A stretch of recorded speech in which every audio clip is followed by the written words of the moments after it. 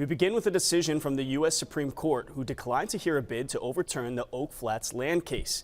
At issue, the building of a copper mine on land considered sacred by the Western Apache. Congress first approved mining on the land in the Tonta National Forest in 2014.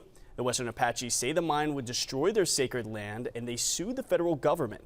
The case was originally denied by the Supreme Court in May and denied once again by the court today. And 6 days into this government shutdown, Native communities in Arizona are wary of the impacts and want better representation.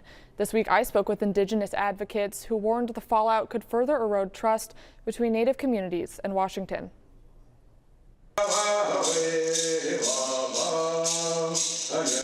Trust and representation.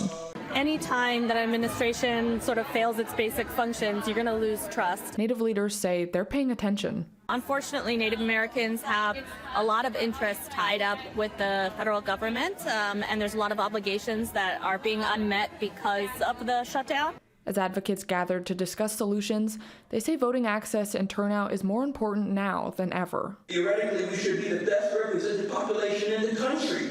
Arizona has one of the largest Native American populations in the U.S., but the state has never actually elected a Native person to Congress. And yet here we are, trying to come to grips with the powers we have and the obstacles we still face. Leaders said restrictive voter ID laws and limited polling sites have long excluded tribal voices. They choose the types of IDs that are allowed to be used, and it cuts certain voters out. And even when voters get the acceptable ID, registration is often dependent on a mailing address, something most tribal homes don't have at all. This is something that the government can fix. It's not a data necessarily issue, but a policy issue of, for those who don't get standard mail, they should get a PO box. These issues compound deep-rooted distrust in the government, only exacerbated by a shutdown, halting essential services. Tribes certainly are taking note, and unfortunately, I do think that it's something that's going to continue to impact Indian country until it's resolved.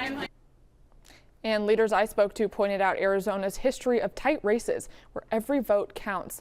In fact, in 2024, Representative Yasmin Ansari won her primary by just 39 votes after a recount. And in 2022, Katie Hobbs won her bid for governor against Kari Lake by less than 1%.